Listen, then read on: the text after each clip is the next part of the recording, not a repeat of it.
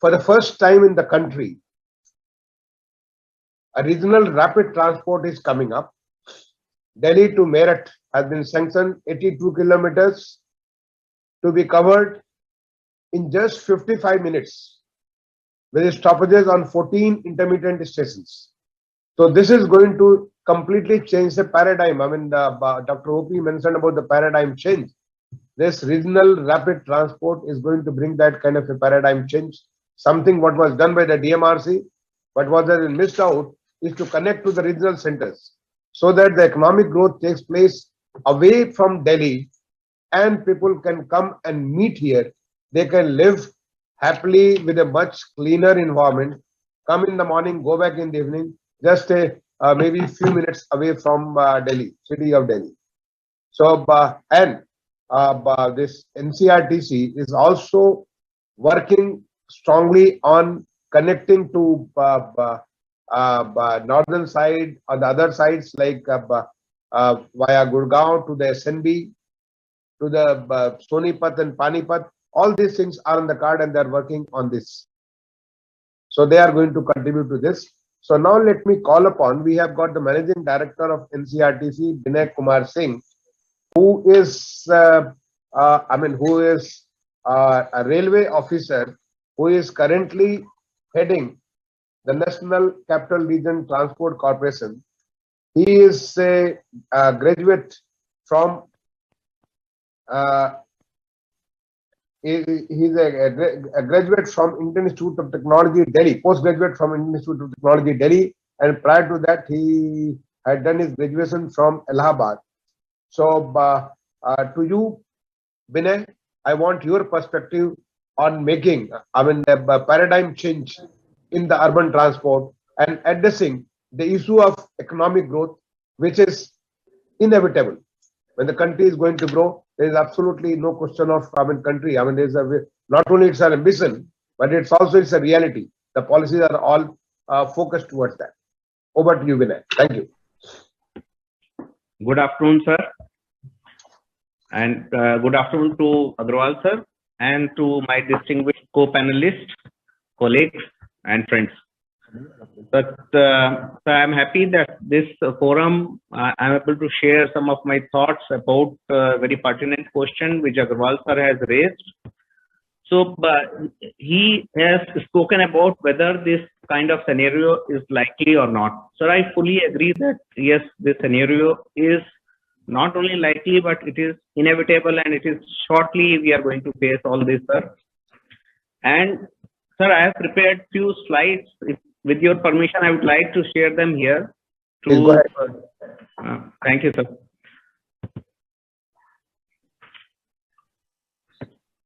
Sir, see, I feel that the economy of the country is going to be driven by mega regions, sir. So we have seen in last few decades that the economic activity is concentrated in some areas all across the country. And these regions, these big cities, they are the engines of economic growth of the country, sir.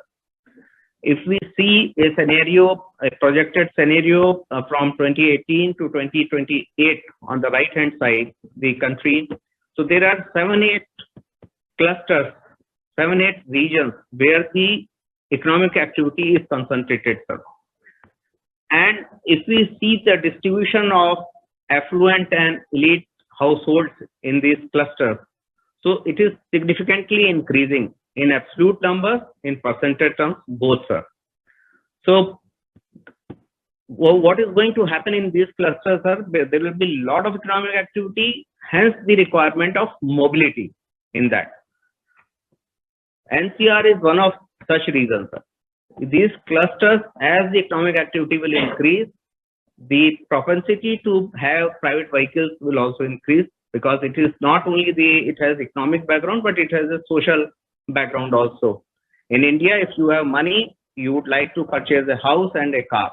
So car is something which immediately comes in the mind, which is going to create a few problems in these urban centers. As we can see, the similar picture what Dr. Agrawal had also shown, sir, where the roads are congested. We see, in spite of about 21% of the area of the Delhi city under the roads, still the roads are congested.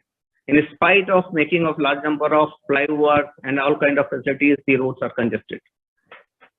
Sir, a recent report of EPCA, they had shown that about 40% increase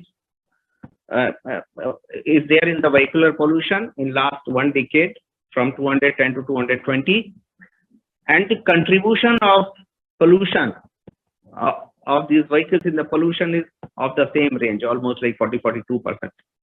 Now, within Delhi, sir, if we see, the large number of vehicles are coming from outside Delhi. Almost like 40 to 50% of the vehicles which are moving on the road, which are flying on the road of Delhi, come from NCR, outside Delhi. And if we don't stop people through provision of public transport from NCR to Delhi, then this number is not going to reduce, rather it is going to increase. Sir, Delhi will be surpassing Tokyo in next 8 to 10 years in the population. So we have to prepare today, and not only the NCR, the other clusters in the countries about which I was just talking. We have to start working on those areas, on those regions also, to provide seamless connectivity. So we know that on national level, there is a Indian Railways, airlines, and now the high-speed rail is being constructed for longer distance travel. At city level, we have bus rapid transit, we have metro rails, we have city buses, we have auto rickshaws. And for last mile also similarly, we have IPTs, we have rickshaw, feeder buses. But sir, at regional level, we don't have a system through which people can move seamlessly in an integrated manner from point to point. And there is no need to change the mode of transport at the city boundary or maybe in the state boundary or maybe in the next state. So digital rail system is very essential for mega regions. Sir, it has been seen across the world in last few decades that all metropolitan cities or metropolitan regions, they have gone for high-speed regional rail systems. Only then they could control the horizontal sprawl of urban centers. And we have these proven stories, proven cases among us. We know that it has successfully controlled the horizontal sprawl. So one particular case I would like to mention here, this is regarding Paris. Paris has provided regional rail through ARIA services or through Transilien. So these are high-speed rail-based systems. There are many lines which come to the CBD, and this system is supported by other networks which are provided through metro buses, tramways, buses, or the last mile connectivity modes. Now this network of networks, when it functions, then very smoothly, seamlessly, it provides mobility to large number of people from all across the region. People come for economic activity to the CBD and they go back in the evening without increasing the horizontal sprawl or population density within the Paris city. So the whole thing is very sustainable and they control the limits of Paris. Sir, here also what I think is there is a need that we create network of networks. We go for multimodal integration of various public transport modes, and not only public transport, but for last mile connectivity, there may be private transport also. What, for example, I tell you in RRTS what we are doing. We are connected with the Indian Railway stations, with the Delhi Metro stations, with the upcoming Metro New or Metro Light corridors in the NCR, then city buses and airport. Now, when we connect with all these networks from city to city, from tier 1 city, tier 2 cities, tier 3 cities, then complete network gets created and people can move seamlessly from one mode to another. So just for the illustration, if you see on the right hand side, in Meerut, we are not only developing the RRTS, but we are developing a metro also, and people from metro or from any other bus service, they can move to the RRTS, and then when they reach, let us say, Sarai Kale Khan, then they can board Indian Railway trains or metro, or they can go to the Delhi airport or take bus services. All this in a very integrated way, in coordination with the state government, in coordination with the local bodies, we are providing this kind of multimodal integration. And so recently, Honorable Prime Minister has also spoken about Gati Shakti. This is Gati Shakti where we can probably provide the seamless connectivity between public transports and serve the complete region in a holistic way.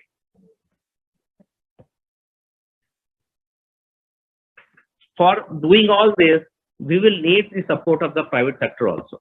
And we are doing it without going into the details of what we are doing.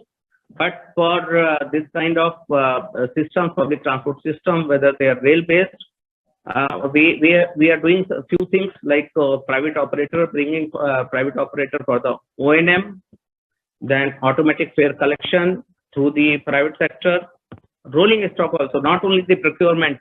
We have bundled the maintenance of the rolling stock with that particular procurement, and private sector will be doing the in a very, very economic way and cost effective way, the maintenance also. Sir, you touched upon a very pertinent point of Atmanirbhar Bharat. Atmanirbhar Bharat also, we know this, that until unless we create capacity and we create manufacturing within the country, it will not be possible to sustain these highly capital intensive public transport system, whether it is a metro, whether it is a RRTS. So we have to create local capacities, and we are trying and we are working hard in that direction. And during this process, almost 100% of the train sets which we are going to use in RRTS are being manufactured in country. The very advanced track slab technology also we have developed in the country. Now we have the capability to design and manufacture these tracks and install these tracks. Similarly, the very advanced signaling telecommunication technology we are bringing in within the Make in India guidelines of the government with 50% local content. And sir, one very important development which you are aware of, but I would like to share in this forum also, the platform screen doors, a safety device at platform, which used to be imported till now. We are going to use our own indigenously developed PSD in the next corridor of RRTS and many other corridors of metros and other systems. This we are jointly developing with DL. Prototype is almost ready. We are going to commission the prototype next month, sir. So there is a lot of emphasis on Make in India and Atmanirbhar Bharat for sustaining these important public transport systems in future, sir. So there is one more thing which is very pertinent here is, sir, this is regarding the transit-oriented development, which with the cooperation of the local bodies, whether it is GDA in Delhi or the Meerut Development Authority or Ghaziabad Development Authority, we are closely working with them to ensure that land use patterns and the urban transport modes are so closely the work that we can optimize the not only the transport demand, we can reduce the transport demand, and wherever there is a transport demand, we can effectively and efficiently serve that. So this is a very important component, I feel, of the whole thing, where we are giving a lot of emphasis. So I would like to close on this, sir, but just to add one last point, we are going to use the lean capacity on the system for moving the urban freight in the whole of the region, sir. This is something we can use with minimal capex. We can use the spare capacity on the network for moving the urban freight with much reduced congestion on the road and pollution in the city, sir. So this is all I wanted to share on this particular issue, sir. Thanks a lot, Vinay. In fact, you touched upon various very, very important issues, which I think during the course of our panel discussion, it will all come up for the discussion. So I don't want to repeat them. So you are aware that NCRTC is progressing very fast, and I'm quite confident as a chairman of the company that in the year when we are celebrating the Azadi Ka Amrit Mahotsav, the 75th year of Indian independence, by next December, we will have the first 17 kilometers of RRTS line operational. People will be able to use this new mode of transport in this country. And all this RRTS complete thing, I think in the next 4 years, it will all be on, and we will be moving towards the next line. In fact, the very important thing which you said was there is a regional development. It is not only the city, like DMRC has covered not only Delhi, but even the cities around Delhi. But now NCRT has taken further ahead. So like that, any region has got a special kind of professional know-how, a special kind of availability of certain resources, and that is conducive for the regional economic growth. And for that to happen, something of the kind of NCRTC is going to be the order as India progresses from the $5 trillion to $10 trillion economy. It is all inevitable. It is not something to guess. It's going to come. The country's policies are all focused towards this. Vinay, your reflections on the discussion today and future course. Vinay. Sir, I would like to emphasize and probably say that this concept of seamless integrity between various modes of public transport is the essential and core to move people from private vehicles to public transport, sir. Until unless we remove these changeovers or the problems at the changeovers or the time penalty at the changeovers, sir, we will not be able to move people from private transport to public transport.